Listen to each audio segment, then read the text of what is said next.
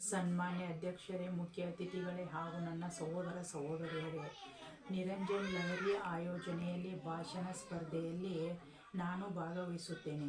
ವಿಷಯ ಏನೆಂದರೆ ಆದಿಕವಿ ಪಂಪನ ಬಗ್ಗೆ ಒಂದೆರಡು ಮಾತುಗಳನ್ನು ಹೇಳಲು ನಾನು ಇಚ್ಛಿಸುತ್ತೇನೆ.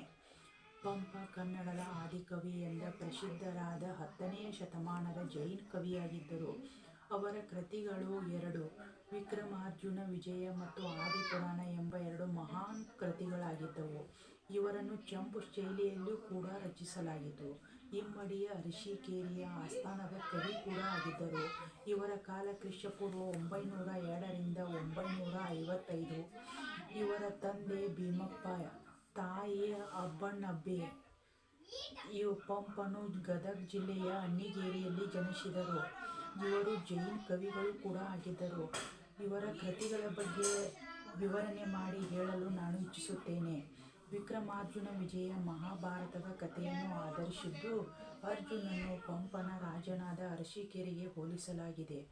ಆದಿಪುರಾಣ ಜೈನ ತೀರ್ಥಂಕರ ಆದಿನಾಥರ ಜೀವನ ಚರಿತ್ರೆಯನ್ನು ಹೇಳುತ್ತದೆ. ಶೈಲಿ ಗದ್ಯ ಮತ್ತು ಪದ್ಯಗಳನ್ನು ಒಳಗೊಂಡ ಚಂಪು ಶೈಲಿಯಲ್ಲಿ ಬರೆದಿದ್ದಾರೆ. ಪಂಪ, ಪೊನ್ನ ಮತ್ತು ರನ್ನನನ್ನು ಕನ್ನಡ ಸಾಹಿತ್ಯದ ರತ್ನತ್ರಯವೆಂದು ಕರೆಯಲಾಗುತ್ತದೆ. ಕನ್ನಡದ ಆದಿಕವಿ ಪಂಪ ಸುಮಾರು 1070 ವರ್ಷಗಳಂದು ಹಿಂದೆ ತನ್ನ ಕಾವ್ಯಗಳು ಹೇಳಿದ. ಅವನನ್ನು ಎಲ್ಲ ಕಾಲದ ಕವಿಗಳು ಕೂಡ ಹೊಗಳಿದ್ದರು. ಇಮ್ಮಡಿ ಅರಸೀಕೆರೆಯ ಆಸ್ಥಾನದ ಕವಿಯಾಗಿದ್ದ ಪಂಪ ಮತ್ತು ಗದ್ಯ ಮತ್ತು ಪದ್ಯ ಸೇರಿದ ಚಂಪು ಶೈಲಿಯಲ್ಲಿ ಕೃತಿಗಳನ್ನು ರಚಿಸಲಾಗಿದೆ. ಪಂಪನ ಪೂರ್ವಜರು ವೆಂಗಿಮಂಡಲದವರು. ವೆಂಗಿಮಂಡಲವನ್ನು ಕೃಷ್ಣ ಮತ್ತು ಗೋದಾವರಿ ನದಿಗಳ ನಡುವೆ ಇದ್ದ ಪ್ರದೇಶ. ಇದರಲ್ಲಿ 7 ಗ್ರಾಮಗಳಲ್ಲಿ ವೆಂಗಿ ಪಳು ಎಂಬುದು ಪ್ರಸಿದ್ಧ ಅಗ್ರಹಾರ.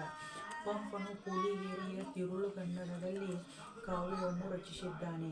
ಪಂಪನು ಆದಿಪುರಾಣವನ್ನು ಕ್ರಿಸ್ತಪೂರ್ವ 941-942 ರಚಿಸಲಾಯಿತು. ಪಂಪನು ಆದಿಪುರಾಣ 3 ತಿಂಗಳಲ್ಲಿ ರಚಿಸುವೆನೆಂದು ಹೇಳಿಕೊಂಡಿದ್ದಾನೆ. ಪಂಪನು ವಿಕ್ರಮಾರ್ಜುನ ವಿಜಯವನ್ನು 6 ತಿಂಗಳಿನಲ್ಲಿ ಬರೆದನಂತೆ. ಇದು 14 ಆಶ್ವಾಸಗಳನ್ನು 1609 ಪದ್ಯಗಳನ್ನು ಒಳಗೊಂಡಿದೆ. ಪಂಪ ಬರೆದ 2 ಕೃತಿಗಳು ಹಳೆಗನ್ನಡ ಕಾವ್ಯ ರಚನೆಯ ಮೇಲೆ ಅತಿ ಹೆಚ್ಚಿನ ಪ್ರಭಾವವನ್ನು ಬೀರಿದ್ದವು. ಪಂಪನು ವಿದ್ಯಾಭ್ಯಾಸ ಗಣಿತ, ವ್ಯಾಕರಣ, ಅಲಂಕಾರ, ಸಂಗೀತ, ನಾಣ್ಯ, ಶಿಲ್ಪಿ, ವೇದಶಾಸ್ತ್ರವನ್ನು ಗುರುಕುಲದಲ್ಲಿ ಅಭ್ಯಾಸ ಮಾಡಿದನು. ಪಂಪನು ಯುಗ ಪ್ರವರ್ತಕನೆಂದು ಕನ್ನಡಿಗರು ಗೌರವಿಸಿದರು. ಅವರ ಕಾಲದಲ್ಲಿ ಪಂಪಯುಗ ಎಂದು ಕರೆಯಲಾಗುತ್ತದೆ. ಮಹಾಭಾರತವನ್ನು ಕನ್ನಡಕ್ಕೆ ತಂದ ಕೀರ್ತಿ ಪಂಪನಿಗೂ ಅಪಾರವಾದ ಸಲ್ಲಿಕೆಗಳನ್ನು ನೀಡಿದರು. ಪಂಪನು ಭಾರತದಲ್ಲಿ ಅರ್ಜುನನ ಪ್ರಧಾನ ಭೂಮಿಕೆಯನ್ನು ನಿಲ್ಲಿಸಿ ತನ್ನ ದೊರೆಯ ಅರಸೀಕೆರೆಗೆ ಹೋಲಿಸಲಾಗಿದೆ. ಆದಿಕವಿ ಕನ್ನಡದ ಕಾವ್ಯಗಳ ಜನಕ ಎಂದು ಕರೆದಿದ್ದಾರೆ. ಇಷ್ಟು ಹೇಳಿ ನನ್ನ ಚಿಕ್ಕ ಭಾಷಣಕ್ಕೆ ವಿರಾಮ ನೀಡುತ್ತೇನೆ. ಜೈ ಹಿಂದ್, ಜೈ ಕರ್ನಾಟಕ ಮಾತೆ.